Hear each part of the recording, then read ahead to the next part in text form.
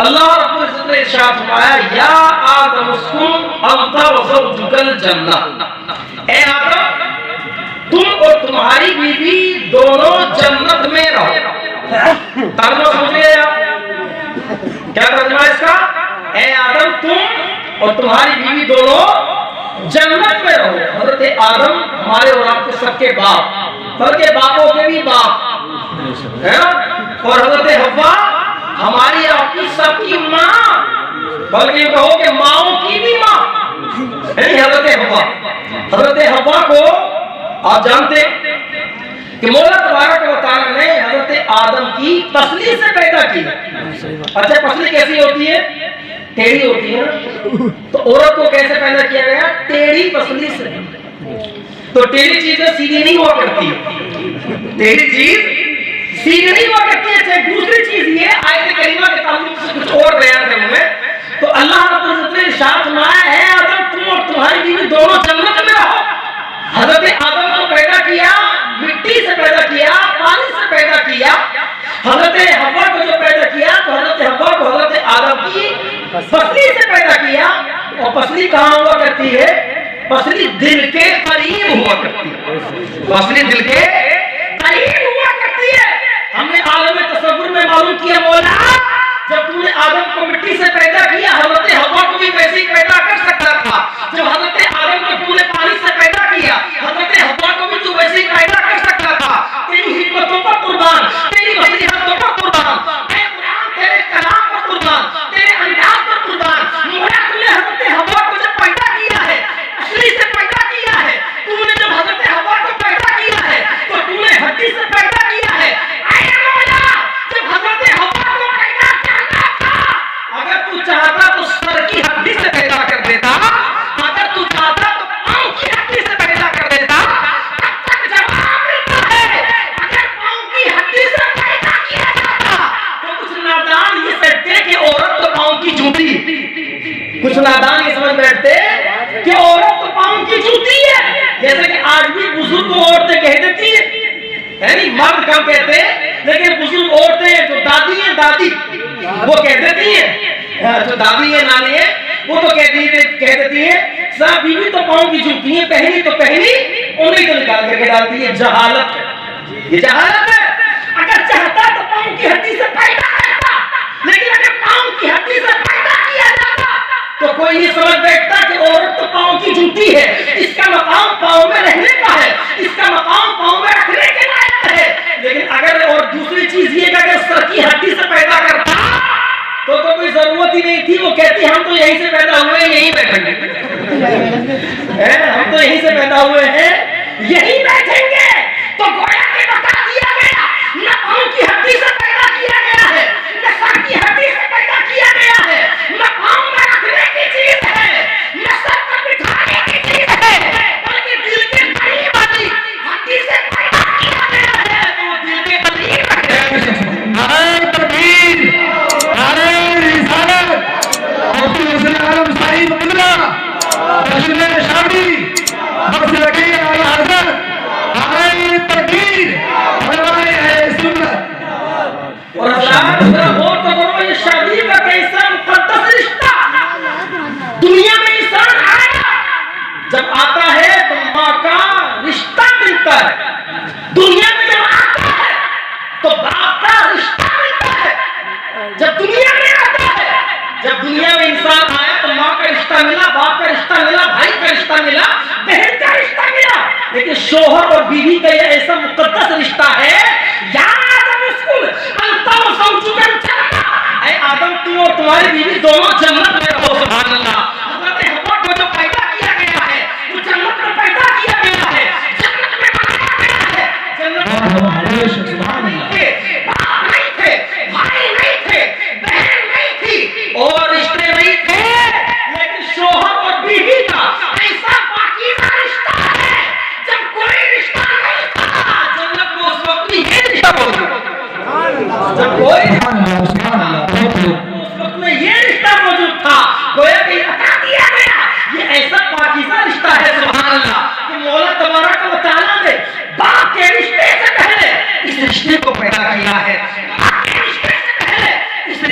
पैदा किया है, भाई के रिश्ते से पहले इस रिश्ते को पैदा किया है, बहन के रिश्ते से पहले इस रिश्ते को पैदा किया है। जब दुनिया में रिश्ते वजूद न पाए थे, मौला ने उस वक्त इस रिश्ते को पैदा कर दिया। सुभान अल्लाह, सुभान अल्लाह, बहुत खूब। जन्नती रिश्ता है, जन्नती रिश्ता, माशाअल्लाह।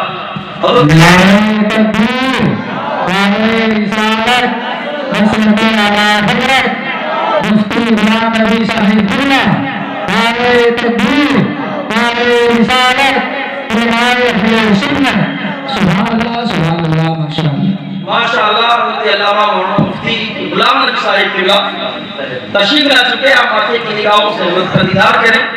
उन्हीं के साथ साथ हज़रत मौलाना मोहम्मद फारूक साहिब किबला, शाहिद इस्लाम जनाब मौलाना मोहम्मद इकराम साहिब किबला, और हमारे मुहतरम जनाब हज़रत हाफिज़ कारी मौलाना मोहम्मद अफजाल साहिब किबला तशरीफ ला चुके हैं। माशाअल्लाह सुभान अल्लाह। कुछ देर और मुझे गवारा फरमाएं, हम साहब की तकरीर हम और आप समाप्त करेंगे। तो ये तमाम रिश्ते जब वजूद में आए थे, उस वक्त भी ये पाकीज़ा रिश्ता दुनिया में आने से पहले मौला ने जन्नत में ही पैदा कर दिया था। सुभान अल्लाह।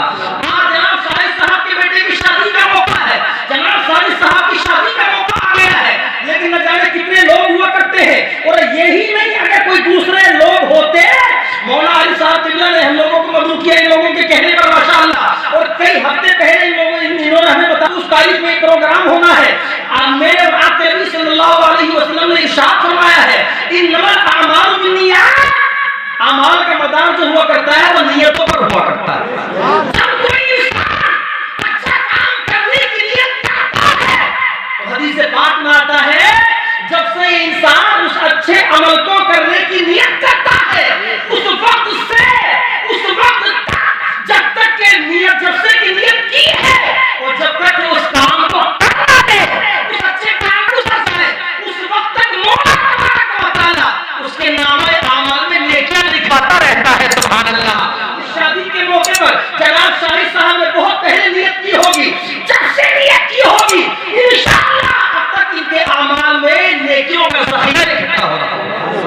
कितने लोग हुआ करते जब शादी का मौका आता है ना, तो सोचते हैं कि भानपुर जाऊंगा, समझते होंगे आप लोग। और कुछ लोग तो ये सोचते हैं यार स्टेज पे दाढ़ी वालों का काम है क्या, बगैर दाढ़ी वालियां होनी चाहिए। अब बगैर दाढ़ी वाले को आप समझ लिए होगी कि कौन होनी चाहिए। लेकिन हमने ये भी देखा है कि वो जो जिम्मेदार बनते हैं ना, जिन लोगों के घर में शादी हुआ करती है, वो स्टेज सजाते हैं बगैर दाढ़ी वालियों के लिए, नाचने गाने वालियों के लिए। स्टेज को जब सजाया जाता है, आप इस स्टेज को भी देख रहे हैं माशाअल्लाह कैसा नूरानी है, न इसके इर्द गिर्द किसी सपोर्ट की जरूरत है, न इर्द गिर्द बल्लियों की जरूरत है, न इसकी इर्द गिर्द किसी रस्सी की जरूरत है। लेकिन आप जानते हैं जब दोबारा स्टेज लगता है ना, तो घर वाला खुद बैठता है, ऐसे मालूम कर लिया साहब आप क्यों बैठ रहे हैं इन बेइज्जत लोगों में, आप इज्जतदार क्यों बैठ रहे हैं? तो कहते हैं ये अगरचे बेइज्जत हो, लेकिन इनको हमने बुलाया है, इसलिए इनके पास में बैठे, रस्सियों को बांध दिया गया है, बल्लियों को बांध दिया गया है, सपोर्ट को हटा दिया गया है। हमने कहा भाई ऐसा क्यों कर रहे हो? हमने जवाब मिला इसलिए कर रहे हैं कि कहीं ऐसा ना हो कि नाच गाने में, रस्सो सुरूर में, मौज मस्ती में कोई आने के बाद की उल्टी सीधी हरकतें कर दे। लेकिन हमने जब स्टेज को देखा है तो हमारा दिल कहने पर मजबूर हो गया, वो शैतानी स्टेज था, वो शैतानी काम था, शैतानी मुदाखलत हो रही थी। ये रहमानी स्टेज है, रहमानी काम है, यहाँ नूर ही नूर बरसा है, अल्लाह की रहमत का वजूद हो रहा है, यहाँ शैतान नहीं बल्कि रहमान की रहमत का वजूद हो। अगर दूसरा वाला होता ना स्टेज तो बहुत सारे लोग होते, और साजिद भाई से भी कुछ लोग कहेंगे यार मौलाना, ये कहेंगे साजिद भाई आपने मौलाना लोगों को बुला लिया है, मौलाना लोगों को बुला लिया, कुछ देर चाय पी होगी, कुछ देर खाना खाया होगा, कुछ कहा सुना, 10-10 के 100 के 50-50 के नोटों की गठरी बंदी और लेकर चले गए होंगे हैं। और तुम अगर नाचने गाने वालियों को बुला लेते तो यहाँ पर 150 नहीं हजारों की तादाद में होते। लेकिन आज मैं कहना चाहूंगा हजारों की तादाद में अगरचे वो लोग होते, लेकिन हजारों की तादाद में अगर लाखों की तादाद हो जाती, अल्लाह की लानत बरसती हुई होती, उन नाचने वालियों की बंदों के साथ अल्लाह की लानत बरसती हुई होती, अल्लाह की लानत बरसती हुई होती। आज अगरचे चंद लोग मौजूद हैं, और चंद नहीं, शादी के मौके पर इतने लोग तो कम नजर आते, शादी के मौके पर अगर प्रोग्राम किया जाए तो इतने लोग तो कम नजर आते हैं, आप तो बहुत तादाद में माशाअल्लाह। अल्लाह आपको तो आपके आने को कबूल फरमाए। तो अगरचे आप कम हैं, इंसानों की तादाद अगरचे कम हो, लेकिन माशाअल्लाह यहाँ पर लानत नहीं, अल्लाह की रहमत बरस रही है। अल्लाह के नूरानी फरिश्ते तशरीफ लाए हुए हैं। तो मेरा बताने का मकसद ये है और कहने का मतलब ये है कि जैसे कि हमारे शाहिद साहब ने अपने बेटे की शादी के मौके पर इस मुबारक महफिल को सजाने का कस्द किया, इरादा किया, नियत की है। अगर आप लोग भी अभी से ये नियत कर लें, बेटे की शादी होगी साल भर के बाद, बेटे की शादी होगी 2 साल के बाद, बेटे की शादी होगी 4 साल के बाद, ये 10-20 साल के बाद, लेकिन अगर आपका पुख्ता अकीदा है, पुख्ता नियत है, तो इंशाअल्लाह जब तक ये नियत बाकी है आपके नामे आमाल में बराबर सवाब होता रहेगा। और शादी क्या है, ये तो हमारे और आपके, हाँ डीजे की नहीं भैया, इस तरह की महफिल डीजे की नियत कर रहे हैं, तकरीर मतलब तकरीर का असर उल्टा हो जाएगा भाई। डीजे की नियत करने के इरादा कर रहे हैं सब, ऐसा मत करना। शादी क्या है, हमारे और आपके नबी सल्लल्लाहु अलैहि वसल्लम की मुबारक सुन्नत, सरकार ने इरशाद फरमाया, अल निकाहु मिन सुन्नती फमन रग़िबा अन सुन्नती फलैसा मिन्नी। सरकार ने इरशाद फरमाया, निकाह मेरी सुन्नत है, जिसने मेरी सुन्नत से एराद किया मुझ में से नहीं है, मेरे तरीके में से नहीं है, मेरे तरीके में नहीं है। लेकिन हज़रात जरा वो तो करो, सरकार की सुन्नत है निकाह, लेकिन निकाह के मौके पर काम कैसे कैसे होते हैं, काम के सरकार की सुन्नत निकाह, लेकिन काम कैसे हो रहे हैं, काम वो हो रहे हैं जिसको कि मेरे और आपके नबी ने मना किया। ये दूल्हा कहाँ जा रहा है, दुल्हन को लेने के लिए जा रहा है, दुल्हन को लेकर के आएगा। अच्छा दुल्हन में बैठने के बाद मुझे याद आई, बैठे दुल्हन में मेहंदी लगाइए, लगाइए, अच्छा तकलीफ से पहले लगाइए, बहुत होशियार है, तकलीफ के बाद तुम्हारा कर देंगे, इस तरह से तो करना कर मुझे, और बाद में कहेंगे तो क्या कहेंगे। बहरहाल अल्लाह रब्बुल इज्जत माफ फरमाए। तो मैं अर्ज कर रहा था, दूल्हा चला दुल्हन को लेने के लिए, और जब दुल्हन को लेने के लिए जा रहा है सरकार की सुन्नत की अदायगी के लिए, क्योंकि सरकार ने फरमाया अन निकाह मिन सुन्नती फमन रग़िबा अन सुन्नती फलैसा मिन्नी। एक सुन्नत की अदायगी के लिए जा रहा है, लेकिन ये सुन्नत की अदायगी के लिए चला, और इसके घर में क्या काम शुरू हो जाते हैं। अगर भाभी है तो वो साड़ी पहन रही है, हो गया मौना सलम साहब का लोग है बस, हाँ अगर भाभी है तो वो साड़ी पहन रही है, माशाअल्लाह अगर बहन है तो वही पैंट शर्ट में तमाम शर्म और हया को बाले ताक रख दिया। यहाँ तक अगर उम्र दराज दादी लाती तो दादी भी आज ऐसा लगता है कि इसकी उम्र को, थकावट को पता नहीं कहाँ खत्म कर दिया गया, ये इसके ऊपर पानी फेंक रही है, ये इसके ऊपर गारा फेंक रही है, ये इसको सान रही है, ये इसके ऊपर कुछ से कुछ डाला जा रहा है। हमने कहा भाई ये क्या है, पता चला ये है खोरिया। क्या है खोरिया, ये है खोरिया। हमने कहा ये क्या हो रही है, अपनी जबान में वैसे लफ्ज़ हो रहा है, लेकिन अपनी जबान में कह दो कि ये खोरिया, तो खोरिया क्यों हो रही है। अरे भाई सुन्नत की अदायगी के लिए चला और यहाँ सुन्नतों को मिटाया जा रहा है। एक पर्दा नशीन खातून को लेने के लिए चला और यहाँ पर्दा नशीन खातून ही बेपर्दा हो रही है। यहाँ नाच गाने की महफिल को सजाया जा रहा है। होना तो ये चाहिए था, जब ये दूल्हा घर से कदम को निकालेगा, हाथों को उठा दे, जब दूल्हा अपने घर से अपने कदम को निकालेगा, दुल्हन को लेने के लिए जा रहा है, एक नई नवेली दुल्हन आ रही है, एक नई लड़की आ रही है, एक नई खातून आ रही है। होना तो ये चाहिए था, न दिखाए, भाभी डांस करके न दिखाए, माँ बेहुदी के कामों में न लगे। अगर कुछ करना है तो रब की बारगाह में दुआ करें, मौला मेरा बेटा दुल्हन को लेने के लिए गया है, मौला मेरा भाई दुल्हन को लेने के लिए गया है, मेरा देवर दुल्हन को लेने के लिए गया है। ये जो गया है वापस से और आने वाली इसके लिए बरकत का जरिया बन जाए, आने वाली इसके लिए बरकत का जरिया बन जाए। और जब ये आए तो साजिद भाई जब ये आए तो हमारे उलमा ने फरमाया, माशाअल्लाह बड़े दिग्गज उलमा किराम यहाँ पर तशरीफ फरमा है, हमारे मुफ्ती जमाल साहब, हमारे मुफ्ती गुलाम नबी साहिब किबला, तो हमारे उलमा ने फरमाया, बल्कि मुझे याद आ रहा है कि मेरे सरकार आला हज़रत अज़ीम बरकत अलैहि रहमत व रिज़वान ने भी अल मरफूज में मरफूज शरीफ में बयान फरमाया कि जब घर में औरत आए, नई नवेली दुल्हन आए, तो क्या करना चाहिए, जरा गौर से सुनिएगा। हमारे और आपके यहाँ पर बहुत सारी खुराफात, बहुत सारी रस्में। अव्वल तो जब ये शादी के लिए जाते, तो शादी के लिए जाने के लिए जब पहुंचते वहां, तो वहां पर सलामी और शकरारा है नहीं, और वहां पर अब जूते चुनने बंद हो गए, शायद अब स्वागत हो रहा है। अब चोरनियां कम हो गई, अब बाकायदा स्वागत के साथ में आती है कि वो चोरी का काम हमने बंद कर दिया, अब तो सामने से ले बात है, सामने से। जी हाँ, वो चोरी वाली बातें खत्म हो गई है, तो वो भी गलत था। और ये जो स्वागत हो रहा है, स्वागत करना था, इस्तेमाल करना था अगर दूल्हे का या बारातियों का, तो क्या शानदार तरीके से होता कि दुल्हन का बाप आता, दुल्हन का भाई आता, या और कोई बुजुर्ग खातून आ जाती जिसके लिए कि पर्दा बहुत ज्यादा जरूरी ना हो, इतनी बुजुर्ग हो, या कोई ऐसा शख्स आ जाता है उसके लिए जिससे पर्दा ना हो। अगर इस तरह का मामला होता तो हाँ, बारात का इस्तेमाल समझा जाता। लेकिन ये अजीब इस्तेमाल है, अगर कोई मौलवी आ जाए ना सामने, मौलवी या कोई बुजुर्ग आ जाए ना बुजुर्ग, तो बच्चे कहते हैं ताऊ तू हट जा, ताऊ तू हट जा, तेरा कोई काम नहीं। ये अल्फाज मैंने सुने हैं, ताऊ तू हट जा, तेरा कोई काम नहीं, मौलाना तुम भी हट जाओ, तुम्हारा कोई काम नहीं। काम किसका है?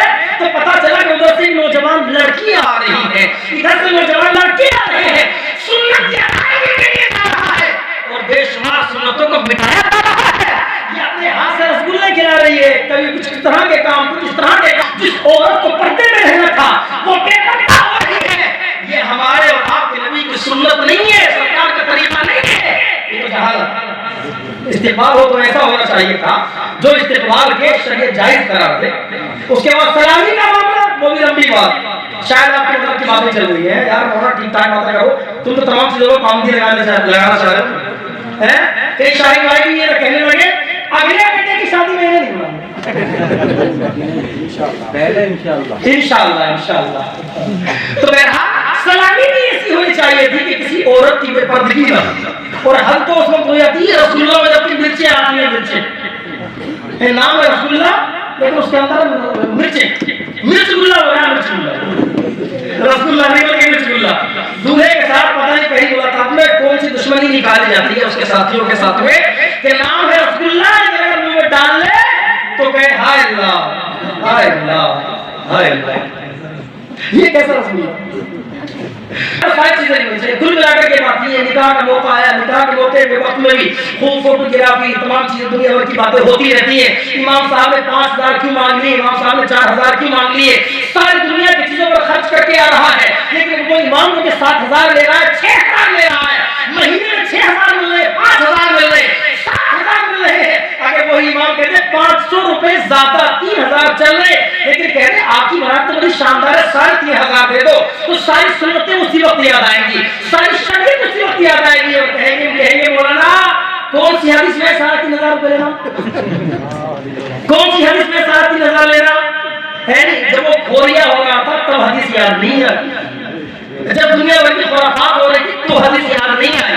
लेकिन जब मौलवी ने, इमाम ने, जो 5 वक्त की खिदमत करता है, मस्जिद की सफाई भी करता है, बसाओ का मस्जिद में अज़ान भी देता है, आपके बच्चों का ख्याल रखता है, शादी के मौके पर, ब्याह के मौके पर, बच्चे की पैदाइश के मौके पर, कब्र के वक्त में, जनाजे के वक्त, हर वक्त में जो इमाम आपका ख्याल रखता है, जिसके बारे में आप यही सोचते हो कि अगर सलाम भी करे तो घड़ी लेने वाला इमाम ही करे, पैसे ले रहा है तो इमाम सलाम क्यों करेगा? तमाम चीजों के बारे में आप लोग जो सोचते हैं, अगर वो 500 रुपए को ज्यादा कह देना तो उस वक्त में शरीयत याद आती है। कौन सी शरीयत में है, कौन सी आयत में है, कौन सी हदीस में है? अच्छा, इस आयत में, हदीस में और शरीयत में तो क्या है, अलग चीज रही। उस वक्त तो ऐसा लगता है जिसे कुछ नहीं आता वो भी तमाम हदीसों का हाफिज बन गया कि कौन सी हदीस में है, गोया की सारी हदीसें याद है, कौन सी आयत में है, गोया की सारी आयतें, मां तर्जुमा और तफसीर इसे याद है, ऐसा लगता है। बहरहाल ये नहीं होना चाहिए। तमाम चीजों के बाद में जब घर में आए, जो साहिब भाई को मैं खिताब कर रहा था, जब घर में आए ना, उसके बाद में क्या होता है, जब घर में आए तो मेरे आला हज़रत ने फरमाया, सुभान अल्लाह, जब घर में दुल्हन आए तो आपको जो जायज रसूमात लगती है, शकाने वगैरह की रसूमात जो होती है, मैं उनको मना नहीं करता, अच्छी है, नेक वाली की चीज है जिसको कि शरीयत मना नहीं करती, हम भी उसकी मुखालफत नहीं करते। लेकिन जब वो दुल्हन घर में आए तो हमारे उलमा ने फरमाया है एक काम ये कर लेना चाहिए कि जब वो घर में दुल्हन आती है तो उसके कदमों को धो लेना चाहिए, उसके कदमों को धो लेना चाहिए। साजिद भाई कह रहे होंगे मौलाना तुमने अच्छा नुस्खा बताया, अगर पहली रात में कदमों को धो लिया तो सर को चढ़े ना बैठ जाएंगी, बात भी सही है। तो ये कोई जरूरी नहीं है कि शोहर धोए, शोहर को नहीं धोना चाहिए, शोहर तो उसका हाकिम है। कुरान कहता है कि मर्द को औरत पर अल्लाह ने हाकिम बनाया है, लेकिन ये हमारी बहन, ये हमारी भाभी जिसको के 5000 का हक चाहिए, जो हक नहीं है वो हक चाहिए, दुल्हन को उतारा है, 1000 चाहिए, 1100 चाहिए, 2100 चाहिए, मैं देर को मना नहीं कर रहा हूँ, उसको भी दे सकते हैं, आपकी खुशी है। लेकिन वो बहन, वो भाभी, वो माँ, अगर माँ धोएगी कदमों को तब भी गलत बात हो जाएगी, उसकी बहू है, कोई न धोए, बहन भी न धोए, भाभी भी न धोए, अगर भाभी भी धोएगी तो ये तो आ रही है ना 4 दिन बाद ये कहेगी आज मुझसे झगड़ रही है, कल तो मेरे पाँव को धो रही थी तुम, है ना? तो भाभी भी न धोए, बहन भी न धोए, माँ भी न धोए, शोहर भी न धोए, उस औरत से जो खातून आ रही है उस खातून से, दुल्हन से कहा जाए अपने कदमों को तुम खुद धो, खुद धो ले। अब आप सोच रहे होंगे कि कदमों पर नजाकत लग रही है कि कदमों को धोने का हुक्म दिया जा रहा है, नजाकत नहीं है, बल्कि मेरे आला हज़रत फरमाते हैं इसके कदमों का जो धोवन है, भैया धोवन से मतलब तो समझ रहे हो, मतलब कदमों का जो मसाला है, वो जो पानी है, पानी जो के कतरे हैं पानी के, तो वो जो धोवन है वो पानी है, कदमों का धुला हुआ, तो उसके बारे में फरमाते हैं कि इस पानी के कतरात को, पानी के जर्रात को, पानी के कतरात को क्या करना चाहिए, अपने घर के आंगन में, दीवारों पर, छत पर, छिड़क देना चाहिए। सुभान अल्लाह। हमने आलम तसव्वुर में मालूम किया इसको छिड़कने की वजह क्या है, आखिरकार मामला क्या है, तो नबी की हदीस सामने आती है। आपा ने इरशाद फरमाया है जिस घर में बेटी आती है रहमत लेकर के आती है, जब ये बच्ची होती है माँ बाप की रहमत होती है, बड़ी होती है भाइयों की भी रहमत हुआ करती है, यही बच्ची जब निकाह के बाद में शोहर के घर में जाती है, शोहर की भी रहमत होती है, निकाह के बाद में जब ये माँ आती है तो अपनी औलाद के लिए जन्नत बन जाया करती है। पता चला ये जो आ रही है ना अपने घर में रहमत लेकर के आ रही है, इसके कदमों के साथ में रब की रहमत लिपटी हुई आ रही है, तो इसके रहमत भरे कदमों को धो लेना चाहिए। कदमों के धोने के बाद में इसके कतरों को, पानी को छिड़क देना चाहिए ताकि जहां जहां ये कतरे जाए रब की रहमत भी वहां पर, रब की रहमत भी वहां पर पहुंच जाए। और आपसे रास्ते में एक बात और अर्ज कर दूं कि निकाह हमारे वाक़े नबी सल्लल्लाहु अलैहि वसल्लम की सुन्नत के मुताबिक ही करें। निकाह से पहले बहुत सारे हज़रात नबी सल्लल्लाहु अलैहि वसल्लम ने इरशाद फरमाया मन नकाह फक़द इस्तकमल ईमान, जिसने के निकाह को कर लिया उसने गोया अपने ईमान को मुकम्मल कर लिया। और मेरे आपके आका ने इरशाद फरमाया तुर्की मरअतु लिमानिहा वली जमालिहा वली हस्बिहा वली दीनिहा फज़कुर बिज़ातिद दीन। बिल्कुल आखिरी जुमला, हालांकि हदीस पाक की अगर तफसीर को किया जाए तो बहुत लंबी गुफ्तगू हो जाए, लेकिन हमारे रास्ते में इरशाद निकाह जो किया जाता है तो 4 वजू के साथ, 4 वजहों के साथ किया जाता है। लिमानिहा या तो ये देखा जाता है कि मालदार कितनी है, ये देखते ना लोग कि मालदार कितनी है, कितना माल लेकर के आएगी, लेकिन जब ज्यादा माल लेकर के आती है ना तो साथ ही साथ वो अपने जहन में ये बात भी सोच करके आती है कि जो मैं माल लेकर के जा रही हूँ कभी ना कभी इसका ताना जरूर दूंगी कि ये मोटरसाइकिल पे बैठे हुए मेरे बाप ने दी, हाँ ये 4 भैया बैठे हुए मेरे बाप की, कभी ना कभी जबान पर आ ही जाती है। माँ हो तो हज़रत खदीजा जैसा माल, माँ हो तो हज़रत खदीजा जैसा माल हो। इधर सरकार के निकाह में आई थी सुभान अल्लाह, तो हदीस पाक में आता इतना माल था और माल को तो छोड़ दो इस कदर सोना था कि अगर सोने का ढेर लगाया जाता था इतनी लंबी दीवार बन जाया करती थी कि एक तरफ एक इंसान खड़ा हो जाए और दूसरी तरफ दूसरा इंसान खड़ा हो जाए, इधर का इंसान दूसरी तरफ के इंसान को देख नहीं पाता था, बीच में सोना हाइल हो जाता था, सोने की दीवार हाइल हो जाती थी। आका के निकाह में जब आई थी तो मक्का मुकर्रमा में उनसे ज्यादा अमीर कोई था ही नहीं, और जब आपका इंतकाल हुआ तो उस वक्त में शायद उनसे ज्यादा गरीब वज़ाइफ नहीं थे। सारा माल कहाँ चला गया? पता चला कि उस सारा माल उन्होंने अपने शोहर के कदमों पर दीन इस्लाम की बका के लिए और उसकी इशाअत के लिए कुर्बान कर दिया था। सुभान अल्लाह। तो अगर माल नहीं आए तो खदीजा कुबरा के नक्शे कदम पर चलने पड़े। लिबास यादी जमा लिया या फिर किस वजह से कहता है? हुस्न और जमाल की वजह से। खूबसूरत है कि नहीं, हसीन और जमील है कि नहीं, लेकिन अगर वो हुस्न और जमाल वाली हो, खूबसूरत हो, तो उसको अपनी खूबसूरती पर, हुस्न और जमाल पर भी नाज हुआ करता है। लेकिन मैं कहूंगा बड़े अदब के दायरे में भी कि मुक़द्दस शहज़ादी हज़रत फ़ातिमा ज़हरा, उनकी जैसी हसीन और जमील जन्नती औरतों की सरदार है। सुभान अल्लाह। जिनके हुस्न और जमाल को देख करके हूरें भी शर्मा जाए। लेकिन सुभान अल्लाह, वो फ़ातिमा ज़हरा जब नबी के घर से हज़रत अली के घर में गई थी, सुभान अल्लाह, तो इस तरीके पर गई थी कि अपने शोहर के घर में चक्की पीसा करती, शोहर के घर में चक्की पीसा करती थी, सारे घर के काम खुद ही किया करती। लिमालिहा वल जमालिहा वल हस्बिहा, या फिर ये देखा जाता है कि इसका हसब और नस्ल कैसा है, बड़े खानदान की है नहीं। बिल्कुल आखिरी बात ये देखा जाता है बड़े खानदान की है या नहीं है। लेकिन मैं कहता हूँ बड़ा खानदान मेरे और आपके नबी से बड़ा खानदान किसी का हो ही नहीं। जैसे फातिमा ज़हरा ने सादगी में जिंदगी गुजारी, इस तरीके पर हमारी और आपकी माशरे की ख़वातीन को जिंदगी गुजारना चाहिए जैसे कि हज़रत फातिमा ज़हरा ने गुजारी। उनके नक्शे कदम पर चलते हुए जिंदगी को गुजारना चाहिए। और आखिरी बात क्या है? बोली दीनिहा, या फिर ये देखा जाता है कि इसका दीन कैसा है, दीनदार है या नहीं है। सुभान अल्लाह। आका ने इरशाद फरमाया, फज़फुर बिज़ाति दीन, मालदारी को ना देखना, जमालदारी को ना देखना, हसन और शबानी को ना देखना। अगर देखना तो ये देखना कि दीनदार है या नहीं है। फज़फुर बिज़ाति दीन, दीनदार देख लो। जिस घर में दीनदार लड़की आ जाती है, जिस घर में दीनदार बहू आ जाती है, वो घर दुनिया में ही जन्नत का नमूना बन जाता है, दुनिया में ही जन्नत का नमूना बन जाता है। सुभान अल्लाह। तो घर में आए बीवी, औरत आए, दुल्हन आए, दीनदार अगर हो तो दीनदार होगी तो शोहर को अपने सर का ताज, शोहर के बाप को अपना बाप समझेगी, शोहर की माँ को अपनी माँ समझेगी, शोहर के भाई को अपना भाई समझेगी, शोहर की बहन को अपना बहन समझेगी। और जब इस तरह का मामला होगा तो पास पड़ोस के लोग कहेंगे कि दुल्हन हो तो ऐसे, जिस घर में जैसे कि इस घर में आई मौला तबारक व तआला इस दुल्हन के आने को बाबरकत बनाया और हमारे साजिद साहब के लिए, उनके वालिदैन के लिए, तमाम अहले खाना के लिए इस शादी को मुबारक मसूद बनाए। मौला तबारक व तआला मैंने जो कुछ इसमें कहा अगर कुछ गलती हो गई हो तो माफ फरमाए। तो आखिर दावाना अल्हम्दुलिल्लाहि रब्बिल आलमीन। अस्सलामु अलैकुम।